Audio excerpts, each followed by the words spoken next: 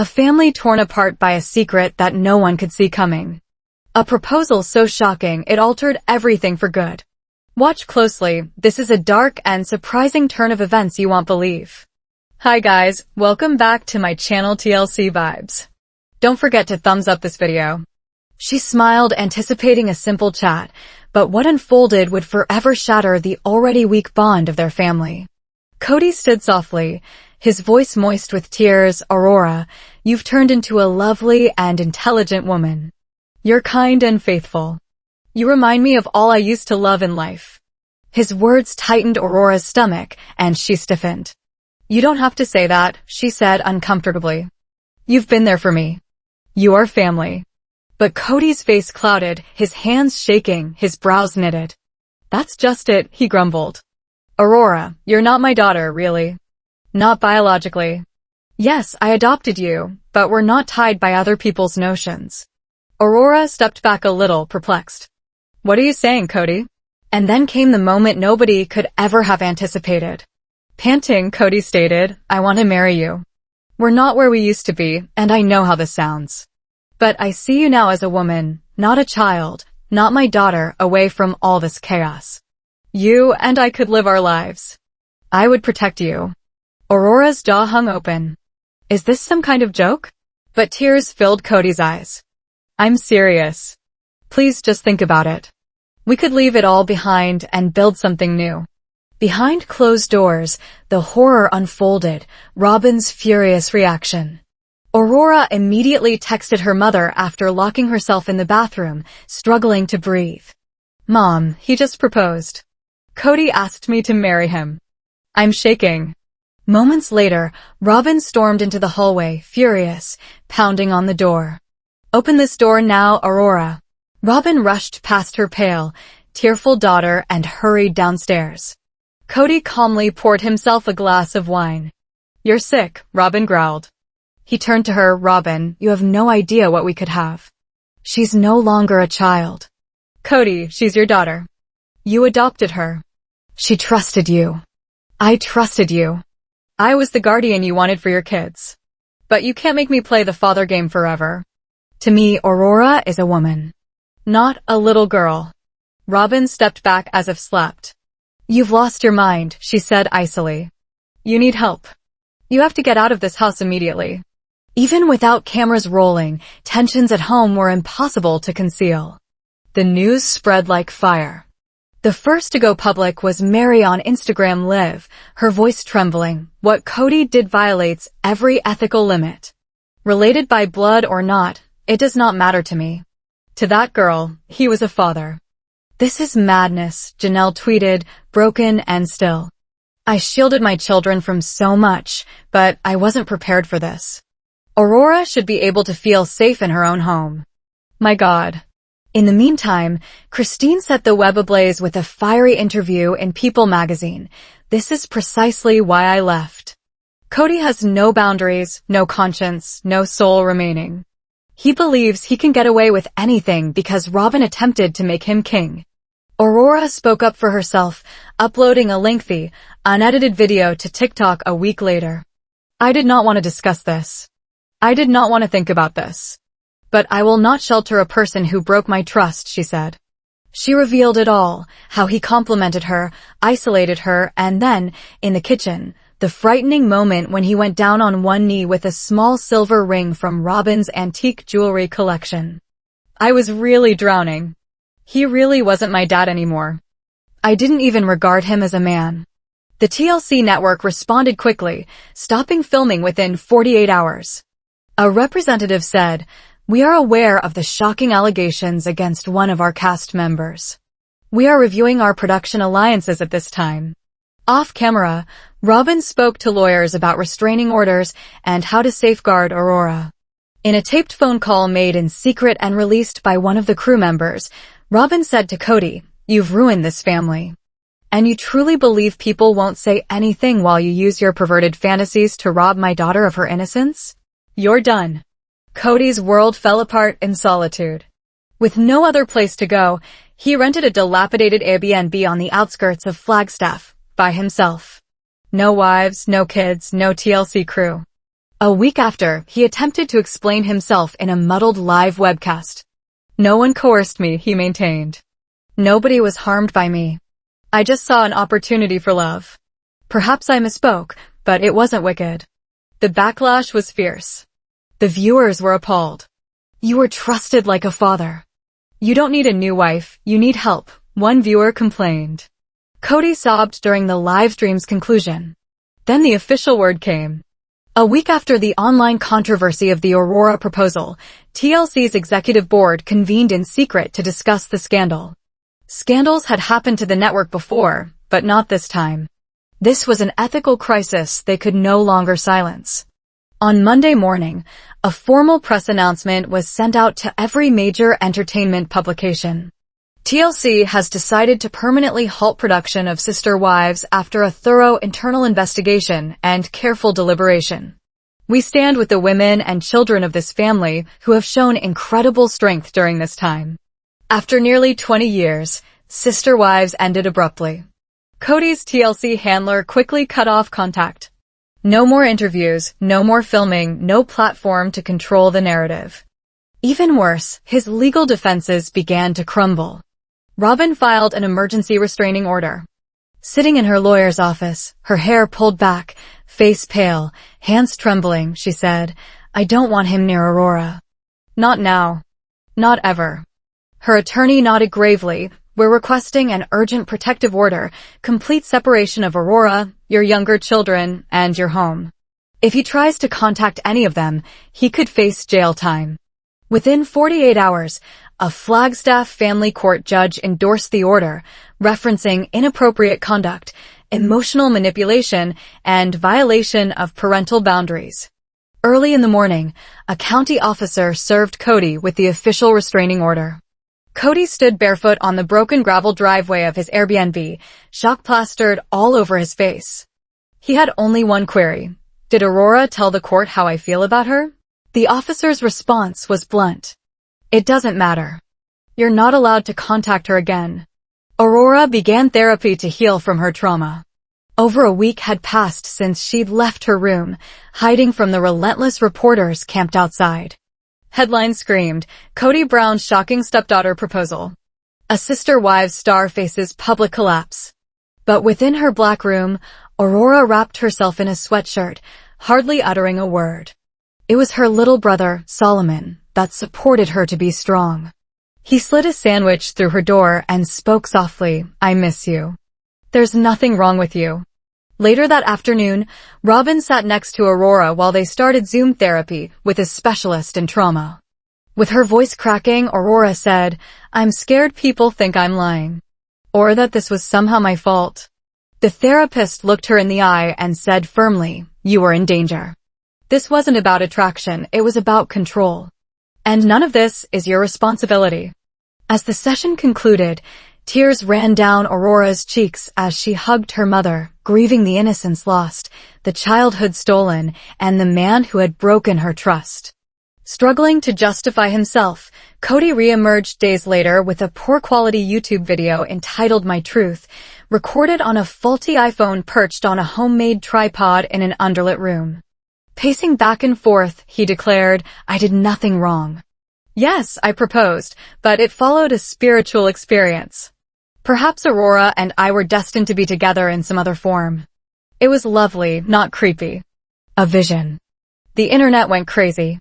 Comments poured in. "This man is hallucinating. It's disgusting, you adopted her and raised her. Get therapy or go to jail. You've officially lost everything." Even the fringes of the polygamist world started to distance themselves from Cody. Sponsors withdrew from his Cameo page. Bookings ceased. His own YouTube account was repeatedly struck for breaking content policies.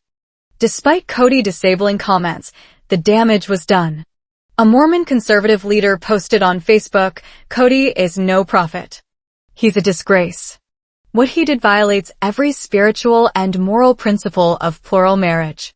Janelle, Mary, and Christine need to get back together." Cameras later filmed the three original sister wives, Christine, Mary, and Janelle, side by side for the first time in years in an unexpected NBC interview. Janelle explained, when Garrison died, we weren't prepared to make a public statement. Then this occurred. Christine agreed, that's why we moved away. Cody has no responsibility. He manipulates the people around him and labels it love. Aurora was more like a niece to us. She needs healing, and Cody needs what's going to come to him.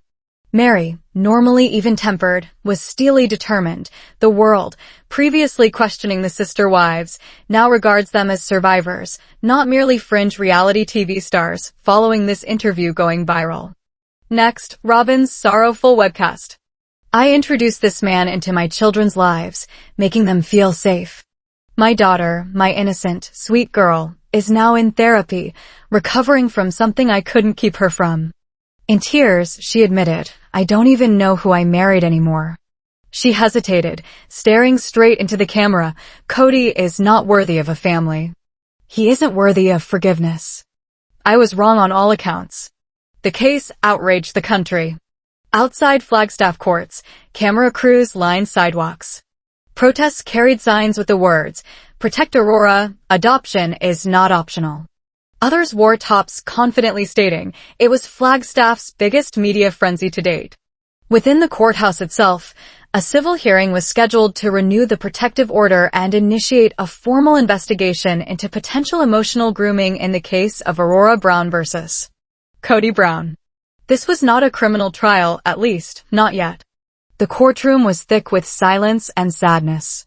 Robin grasped Aurora's arm tightly as she sat beside her attorney, pale but determined. Her brothers, Dayton and Brianna, sat in the back of her, visibly distressed. Cody came in himself, appearing solemnly unshaven, pale, and gaunt with his suit jacket flopping loosely about his now thinned-out frame. The judge, a stern-looking man in her 60s, started with a crisp sentence. This court sits here to review behavior, boundaries, and psychological damage done to a vulnerable human being by someone in a legal guardianship position. This is not a place for a discussion of love or spiritual vocations. Sworn, Aurora stood to share her truth. The room fell silent. Her voice shook at first, then became steadier, gentle but clear. He reminded me of my mom when she was young. It was weird, but I didn't want to assume anything bad. I looked up to him. I called him Dad. I never thought of him as anything other than that. She took a deep breath and paused. But little by little, he began to look at me differently. And one evening, he proposed. He dropped to one knee, handed me a ring from my mother's jewelry box, and told us we could begin anew. He referred to it as a spiritual marriage. I was paralyzed. I thought I was going to pass out. He wasn't kidding. I ran into the bathroom because I couldn't catch my breath. Gasps were heard throughout the courtroom. Robin dabbed at tears with a tissue. Cody sat stone-faced, staring at the floor across the room. The judge nodded gravely. Thank you. You are very courageous, Miss Brown. When Cody's turn came, his attorney offered an artfully prepared defense. No contact, no crime, that the offer was figurative, and that Cody was having a spiritual meltdown. But the judge was not convinced. Do you understand why this was hurtful? She asked bluntly. For the first time, Cody spoke. I was in confusion. I felt I was being called by God. I connected with Aurora. It wasn't wrong or sexual. It was a calling. I didn't think I was doing anything bad. The courtroom was silent. Then the judge addressed him with eerie clarity. This court is making the protective order permanent, Mr. Brown. Although you haven't broken any criminal statutes yet, what you did was risky, psychologically abusive, seriously upsetting, and a gross misuse of your role as a parent. Over the next few days, Christine and Janelle's kids, Gabriel and Gwendolyn, uploaded a moving video to Instagram. With unambiguously expressed emotion, Gwendolyn stated, "We grew up together. Aurora is a sister to us. What Cody did was utterly wrong. If it had been us, there would have been no question. But for some reason, he thought Aurora was fair game because she's not blood. That's awful." Gabriel continued, "We all noticed the signs and watched him deteriorate, but none of us thought that he would sink this low. He attempted to shut us up previously, but he can't do it anymore." At the same time, Cody's solitude became deadly. Neighbors of his Airbnb reported hearing him yelling late at night, sometimes yelling at himself. He quit shaving, was ignoring calls, and even was caught having a conversation with a framed photo of his old family in the backyard. Cody was fully estranged. At one point, authorities did a wellness check. The responding officer indicated a psychological health issue, although Cody was coherent. Robin's response was firm. "I'm here to protect my children, not to fix a broken man. He needs help, but he can't get it here." In a remarkable turn, Aurora began advocating for other victims. A few weeks later, she launched a podcast titled Unadopted, Reclaiming My Voice, which quickly soared to the top of Spotify's charts. In her debut episode, Aurora spoke directly to other young women. "This is not my story alone. It's the story of countless girls taught manipulation equals love and silence equals loyalty. I was one of those girls until I nearly lost myself." Aurora spoke with survivors, including many from highly conservative religious backgrounds, each week. They recounted tales of spiritual abuse, emotional grooming, and boundaries crossed. Women all over the globe sent messages. Survivors flooded Aurora's direct messages. For the first time in months, when her walls started breaking, Aurora stood tall, not as a victim, but as a voice to reckon with. Flagstaff dropped into a spooky quiet until mid-September, when one 911 call broke it all apart. A neighbor told of the chilling noises coming from Cody's Airbnb, yelling, shattering glass, and some sort of body sobbing uncontrollably in the garden. The neighbor informed the dispatcher, "I believe he's going crazy. He's yelling about betrayal, daughters, and God. He's addressing someone who is not there." Police and a psychiatric emergency team were there in minutes. They arrived at a disturbing sight. Cody was shirtless, barefoot, pacing in the yard, with bleeding hands due to broken glass. He was screaming at a framed photograph of an old TLC family sitting on a folding chair. "Robin, she was mine. You said I was king. I saw the signs. I was called. You vowed me loyalty." Cody did not struggle with the officers, but he acted as if he were unaware of his environment. According to Arizona's Title 36 involuntary commitment statute, he was taken into custody on a 72-hour psychiatric hold for posing a danger to himself and others. The news traveled around the globe in hours. TMZ lit up with the headline, "Following a public meltdown, sister wives Cody Brown put on psychiatric hold." People magazine reported, Cody Brown's decline from reality TV patriarch to patient.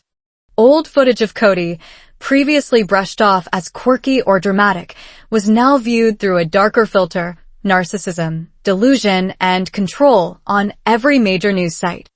Aurora's Advocacy, meanwhile, made it to Washington. She had evolved from a trendy podcaster to a national voice, invited to testify before a congressional subcommittee on coercion, emotional abuse, and grooming in non-traditional families. During late October, Aurora spoke to a congressional subcommittee about families candidly, calmly, and with sorrow. "Whatever happened to me in the name of trust wasn't confusion or mistake. It was spiritual love posing as grooming.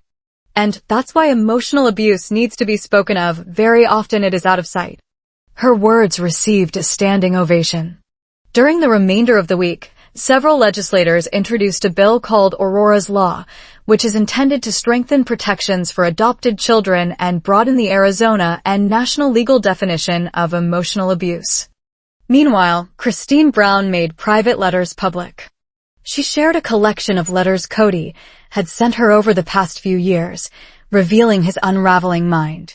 The letters were unpredictable, emotionally manipulative, and filled with growing paranoia. In one, he wrote, "Even though Aurora doesn't understand yet, she will. She was chosen. They all think I'm the villain, but I'm the only one who still hears God." In another, "Robin profoundly betrayed me. She told me I was the priest and leader. Now she's turning on me. She's Judas in lip gloss." Christine wrote on Facebook, "This is not a failed marriage. It's a mental health crisis we ignored because it was cloaked in spiritual buzzwords and reality TV melodrama. But it's real and dangerous. Robin, who had remained quiet for weeks, spent monitoring Aurora's recovery and taking care of the younger children, started writing in secret. Her tentative title, The Loyal Lie: How I Lost Myself to Cody Brown. Robin spewed her truth in a leaked version of the first chapter of her future memoir. For years, I thought that loyalty was the greatest virtue, that peace would result if I loved him deeply enough and stayed behind him faithfully. But I discovered that loyalty to a man without morals is slow-motion destruction. Publishers bid advance deals as high as 7 figures for her story. In the meantime, Cody could have faced potential legal repercussions. Once his psychiatric hold had expired, he was released on conditions, formally diagnosed as mentally impaired with indications of narcissistic personality disorder, grandiose delusions, and lack of empathy, according to professional assessments. Even though Aurora had grown up out of guardianship, Robin's attorneys petitioned to finally sever Cody's parental rights over her and her siblings, a big and symbolic milestone. In a handwritten court reply, Cody asked to resume his prophetic role and reunite the divine family. The court quickly denied the request. Aurora's future brightened. She received a full scholarship from a women's survivor charity to study at Arizona State University's graduate program in trauma psychology. Speaking on a Vogue interview, Aurora stated, "If I could turn the worst thing that ever happened to me around, I would. But I can't. So I'll make it count. I'm not looking for glory, I want to save other girls." Careful but resolute, she consented to one thing when Netflix contacted her about doing a documentary. "This is about freedom, not Cody anymore. I don't want this to be a tabloid tragedy." The Brown family legacy fell apart. Cody had sworn their Flagstaff property would one day be the Celestial family compound. Instead, it landed in foreclosure, unpaid taxes, unwanted by anyone. The county marked it abandoned and dangerous, putting a demolition order on it. Behind the scenes, TLC discreetly erased previous episodes of Cody adopting Robin's kids. The Brown children individually wiped him from their hearts, phone lists, and social media. Let us hear your opinions in the comments, and don't forget to subscribe to our channel for more news like that. Thanks for watching, everyone.